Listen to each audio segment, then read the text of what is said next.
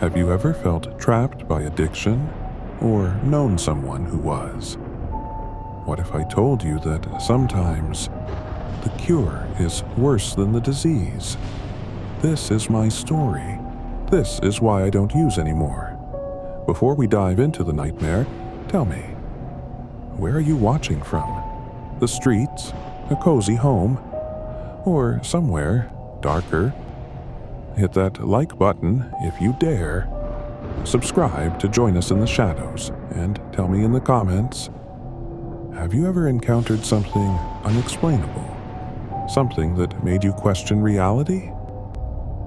Now, are you ready to face the truth? Then let's begin. Part 1. Welcome to Hell. The van's tires screeched to a halt, the sudden stop sending me crashing into the metal partition. My head throbbed, a toxic mixture of withdrawal and terror pulsing through my veins. The acrid taste of vomit lingered in my mouth, a reminder of the hellish journey that had brought me here. End of the line, you worthless junkie. The driver snarled, his voice muffled through the barrier. The rear doors flew open with a rusty screech, flooding the van with sickly yellow light. The stench hit me like a physical blow, a nauseating cocktail of decay, chemicals, and something far worse that I couldn't identify. Rough hands grabbed me, dragging me out into the mud. I landed face first, my nose crunching against something hard buried in the muck. As I spat out a mouthful of filth, I tasted blood. Welcome to your new home. The driver cackled, his yellow teeth bared in a sadistic grin. Hope you enjoy your rehabilitation. Fighting waves of nausea, I forced myself to look up at my surroundings. What I saw made me wish I'd kept my eyes squeezed shut. The facility loomed before me, a sprawling monstrosity that seemed to violate the laws of physics.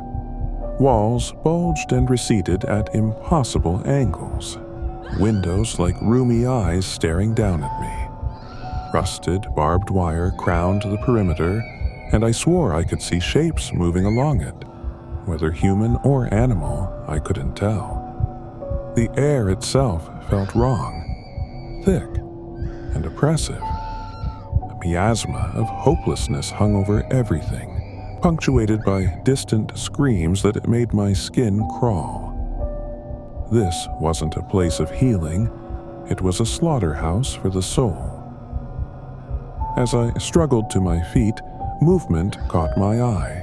A figure emerged from the mist surrounding the main entrance, and my mind recoiled at what it saw. The creature was impossibly tall, easily 9 or 10 feet, forced to duck under the doorway. Its limbs were unnaturally long and thin, jointed in places that shouldn't exist. Skin, like cracked leather, stretched tight over a skeletal frame, pulsing with some internal alien rhythm. But it was the horns that truly cemented my terror. Massive, spiraling protrusions erupted from its skull, drinking in the shadows around them. They seemed to move of their own accord, twitching and curling like sentient things. As the creature drew closer, I saw that its face was a blank mask of flesh, with only the suggestion of features. It made no sound as it approached, moving with a grace that defied its monstrous form. Behind it, I caught glimpses of other residents. Emaciated figures lurked in the shadows, their eyes wild and unblinking. Some mumbled to themselves, rocking back and forth. Others gnawed on objects I refused to identify, their mouths stained dark. One of them suddenly lunged forward, scrambling on all fours like an animal. In its hands, it clutched what looked disturbingly like a human femur, teeth marks scoring the yellowed surface. The horned creature didn't even acknowledge it, simply sweeping its arm in a languid motion that sent the feral patient scurrying back into the darkness. As the monstrosity drew near, I found myself paralyzed. Every instinct screamed at me to run, to fight, to do anything, but my body refused to obey. A clawed hand reached out, impossibly large, and clamped down on my shoulder.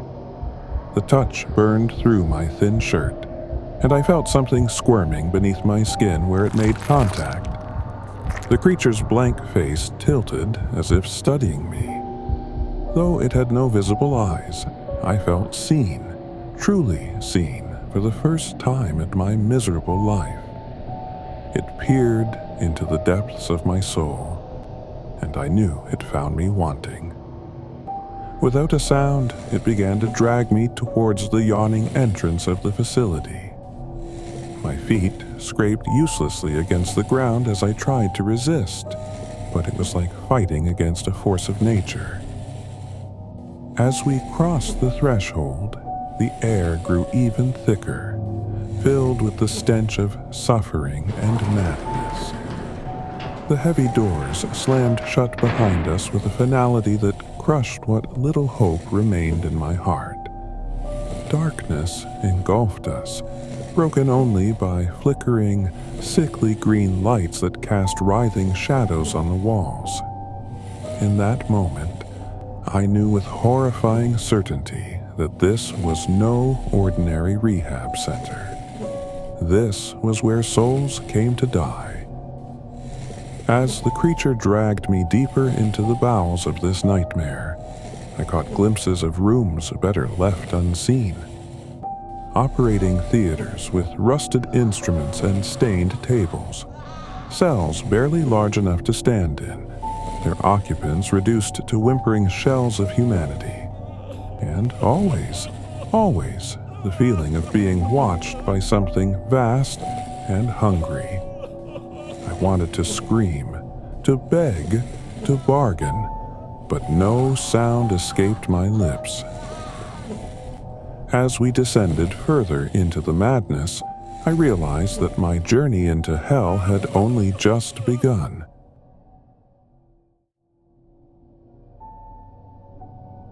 Part 2. Hell's Trials. Time lost all meaning in this nightmare realm. Days, weeks, perhaps even months blurred together in an endless cycle of torment that the silent, horned creature called treatment. Each new horror seemed designed to strip away another layer of my humanity, to break me down to my very core. The first chamber I was thrust into was aptly named the Mirror Room. Its walls, floor, and ceiling were covered in warped, funhouse mirrors that distorted my reflection in nauseating ways. But it wasn't just my physical form that was twisted. Somehow these cursed surfaces reflected the darkest parts of my soul. I watched, unable to look away as scenes from my past played out before me. The first time I stole to fund my habit, my mother's tears as she begged me to get help. The friends I'd betrayed and abandoned in my relentless pursuit of the next high. Each memory was amplified, distorted, until I could taste my own shame like bile in the back of my throat. The horned creature stood motionless behind me, its blank face betraying no emotion as I screamed and clawed at the mirrors, trying in vain to escape the truth they showed me. Next came the sensory chambers, a series of small, coffin-like boxes, each designed to assault a different sense. In one, I was submerged in total darkness while discordant, maddening sounds assaulted my ears. Another filled with a light so bright it felt like my eyeballs were melting in their sockets. The worst was the stench box, where I was forced to inhale a constantly changing cocktail of foul odors that triggered vivid, horrifying hallucinations. Throughout it all, my body screamed for drugs. Every cell seemed to vibrate with need, my veins feeling like they were filled with fire ants rather than blood. I would have given anything for just one hit, one moment of chemical peace. But there was no escape, no relief, only the relentless cycle of torment and the silent, watching presence of the horned creature. The liquid tanks came next. Massive cylinders filled with a viscous, foul-smelling fluid that seemed to change color and consistency at random. The creature would submerge me repeatedly, each time leaving me under a little longer. My lungs burned as I fought the instinct to breathe, black spots dancing at the edges of my vision. But it was what I saw while submerged that truly terrified me. Visions of a hell I couldn't have imagined before danced behind my eyelids. Vast, alien landscapes populated by beings that defied description, geometries that shouldn't exist, and always the sense of something ancient and hungry watching me from just beyond the veil of reality. The worst, by far, was the pit. A yawning chasm in the facility's bowels, so deep that no light seemed to penetrate its depths. The air that wafted up from its maw was thick with the stench of decay and madness. I was lowered into its depths, left to cling to a fraying rope as things I couldn't see brushed against my skin. Hours or days passed as I hung there, my mind fraying at the edges. Voices whispered from the darkness, some begging for help, others offering terrible bargains. Occasionally, something solid would bump against me and I'd feel the brush of scales or the scrape of claws. The darkness seemed alive, pulsing with malevolent intent. When I was finally pulled up, gibbering and weeping, I found that the patches of my skin had turned a mottled gray, as if the very color had been leached out by the pit's embrace. Between these treatments, I was thrown into a small cell barely large enough to lie down in. The walls pulsed with that same alien rhythm I'd noticed in the creature's skin, and strange symbols carved into the stone seemed to shift and change when I wasn't looking directly at them. It was during these brief respites that I encountered other patients. Some were like me, newly arrived and wild-eyed with terror. We'd exchange frantic whispers, trying to make sense of our shared nightmare. Others had clearly been here longer, their humanity eroded by whatever nightmarish program this was. They shuffled through the halls with vacant eyes, muttering to themselves or carrying out incomprehensible tasks. A few seemed almost reverent, speaking in hushed tones about the cleansing and the great work being done here. They regarded the horned creature with a mixture of fear and adoration, prostrating themselves before it as it passed. I couldn't help but wonder if this was the fate that awaited me if I survived long enough. As another cycle of rehabilitation came to an end, I found myself huddled in a corner of my cell, trying to hold on to the tattered remnants of my sanity. The walls pulsed around me, and I could swear I heard faint chanting coming from somewhere deep within the facility. A skittering sound made me look up. A small, multi-legged thing scuttled across the floor, its eye stalks swiveling to regard me.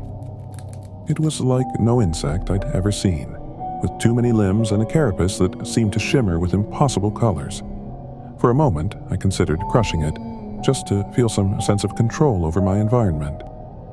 Instead, I watched as it disappeared into a crack in the wall. I envied its escape, wondering what other horrors lurked in the spaces between walls. As I sat there, trembling and exhausted, a realization slowly dawned on me.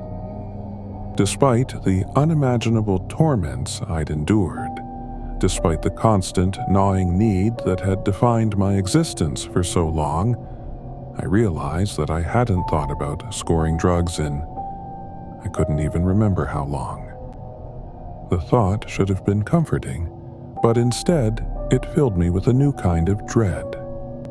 What was happening to me in this place? And, more importantly, what would be left of me if it was over? As if summoned by my thoughts, I heard the heavy tread of the horned creature approaching my cell. Another treatment was about to begin, and I knew with sickening certainty that what I'd experienced so far was only the beginning.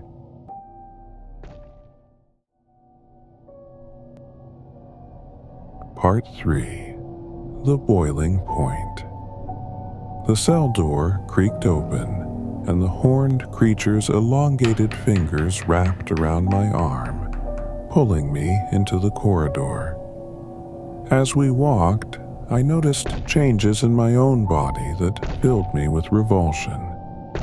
My skin had taken on a sickly, translucent quality, and I could see dark veins pulsing beneath the surface. My nails had grown long and yellow, curling like talons. We entered a vast chamber I hadn't seen before.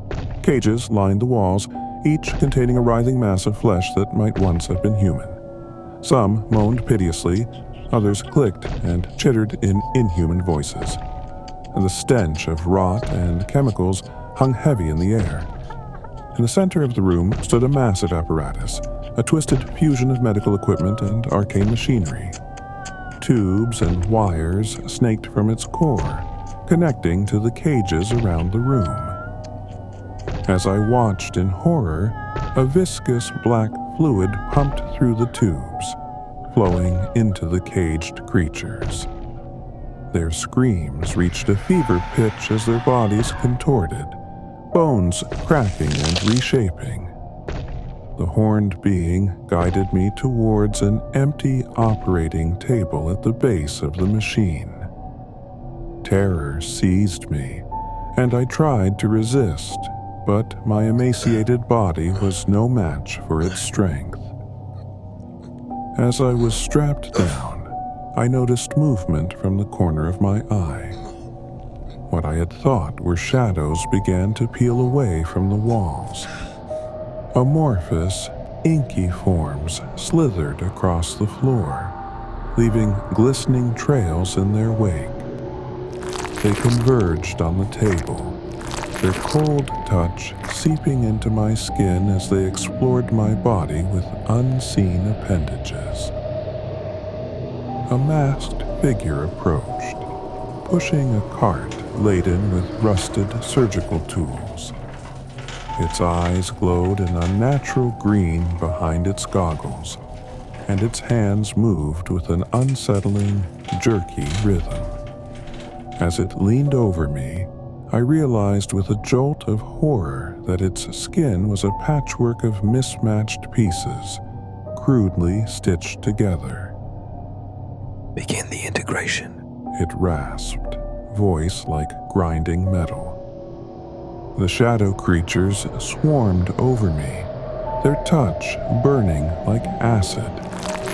I felt them seeping into my pores, worming their way beneath my skin. My veins turned black as the creatures invaded my bloodstream. I screamed as the masked figure began cutting, but no sound escaped my lips. Instead, I heard a cacophony of alien voices in my head, whispering secrets that no human was meant to know.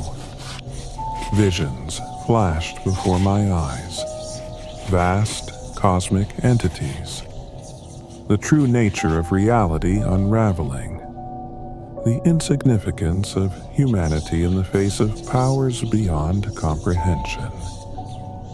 As my consciousness began to fragment, I saw other patients being wheeled in. Some were fresh arrivals, their eyes wide with terror. Others were in various stages of transformation, their bodies twisted into nightmarish new forms. I realized with growing dread that this wasn't just a rehabilitation center. It was a factory for creating something else. The horned creature loomed over me, its blank face inches from mine. For the first time, I heard its voice, not with my ears, but directly in my mind. It spoke of a grand design, of breaking down the barriers between worlds, of a new era dawning, and I, it said, would play a crucial role. As the black fluid began pumping into my veins, setting every nerve ending on fire, I felt my sense of self beginning to dissolve.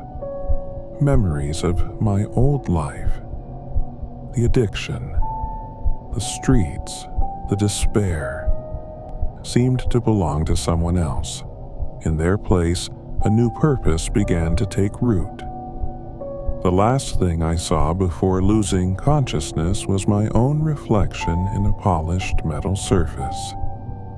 My eyes had turned completely black, and something moved beneath my skin, reshaping me from the inside out. I knew then that whatever emerged from that table would no longer be entirely human, and a small, fading part of me wondered if this was truly better than the life I'd left behind. Part 4. Hell's Revelation. I awoke to a world of newfound clarity. The constant gnawing need that had driven me for so long was gone, replaced by a strange sense of purpose. My body felt foreign, stronger yet fundamentally changed. I flexed my fingers, watching as the skin rippled and shifted, adapting to my will. The horned creature stood nearby, its presence no longer filling me with dread, but with a twisted sort of reverence. It gestured for me to follow, and I obeyed without hesitation. We walked through corridors I'd never seen before, passing chambers filled with pulsating organic technology. In one room, I saw what appeared to be human brains floating in bubbling tanks, connected to a vast network of tendrils and wires. In another, creatures that defied description worked tirelessly, their many limbs manipulating complex machinery. As we walked, the creature's voice resonated in my mind, explaining the true nature of the facility. This was no mere rehabilitation center, but a nexus point between realities. The patients, addicts, homeless, society's cast-offs were raw material for something greater. We entered a massive chamber dominated by a swirling vortex of energy. Around its edges, I saw familiar faces, other former addicts who had undergone the transformation. Some still retained hints of their humanity, while others had become something entirely other. The horned being explained that our addictions, our desperate need for escape, had made us perfect candidates for this evolution. We understood, on a fundamental level, the desire to transcend our limited existence. Now, we would become the vanguard of a new era. Images flooded my mind, vast, incomprehensible entities that existed beyond the veil of our reality. They had been watching, waiting for eons, and now, using us as vessels, they would finally enter our world. A part of me recoiled at this revelation, a last vestige of my humanity crying out in horror. But that voice was quickly drowned out by a chorus of others. The shadows that now lived within me, the collective will of whatever I had become. I approached the vortex, feeling its pull. The other transformed beings gathered around, linking hands. As one, we began to chant in a language that no human throat should be able to produce. The vortex grew larger, and I caught glimpses of what lay beyond, realms of madness and beauty, of terror and wonder. I understood then that my old life, my addiction, had been a pale shadow of the cosmic truths that now lay open before me. As the barrier between worlds began to tear, I felt a surge of power unlike anything I'd ever experienced. It was intoxicating, far beyond any drug I'd ever used. In that moment, I realized that I had traded one addiction for another, infinitely more potent and terrifying. The horned creature's voice echoed in my mind one last time. Embrace your new purpose. The world as you knew it is ending. Help us usher in the dawn of a new age. As reality itself began to warp and change around us, I surrendered myself fully to this new existence. My past life, my struggles, my humanity, all of it fell away like a shed skin. I had found my ultimate fix, and the world would never be the same.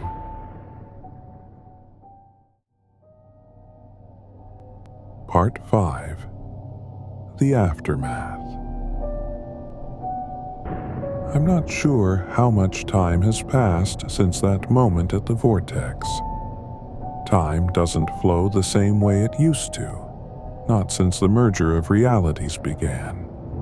The world outside the facility has changed in ways that would drive most people mad if they could comprehend it. Cities have become twisted landscapes of impossible architecture, where gravity obeys different laws on each street corner. The sky shifts colors constantly, occasionally tearing open to reveal glimpses of other dimensions. Most of humanity exists in a state of blissful ignorance, their minds unable to process the new reality around them. Those of us who underwent the transformation at the facility now walk among them as shepherds and guardians. Our bodies continue to evolve, adapting to the ever-changing environment. Some days I wake up with extra limbs, other times with eyes that can see spectrums beyond human comprehension. The horned creature, which I now understand to be an avatar of something far greater, continues its work. More rehabilitation centers have sprung up around the world, processing those deemed ready for ascension. Addicts, the homeless, the desperate all are welcomed into our growing ranks. I often think back to my old life, to the person I used to be. The constant struggle, the shame, the despair, it all seems so small now. My addiction to drugs has been replaced by an addiction to cosmic truths and other worldly powers. In a way, I suppose I'm still an addict, but the scale has changed beyond measure. Sometimes, in quiet moments, I feel a flicker of doubt, a remnant of my humanity questioning the price of this transformation. But those moments pass quickly, drowned out by the chorus of voices that now share my consciousness. I no longer use drugs, that's true, but I've become a conduit for forces beyond human understanding, a key player in the reshaping of reality itself. Is this better than my old life? I'm not sure better is a concept that applies anymore. As I stand on the rooftop of what was once a skyscraper, now a twisting spire that defies Euclidean geometry, I look out over the changed world. Tentacles as thick as highways undulate in the distance. The moon, now split into 3 overlapping versions of itself, casts an eerie glow over the landscape. A group of uninitiated humans huddles in an alley below, trying to make sense of their new reality. I feel a tug of something like compassion, or perhaps it's just hunger. With a thought, I reshape my body and descend to meet them. After all, there's always room for more in our grand design, and as I approach them, ready to offer salvation or damnation, perhaps both. I can't help but smile at the irony. I don't use anymore, but in so many ways I'm higher than I've ever been.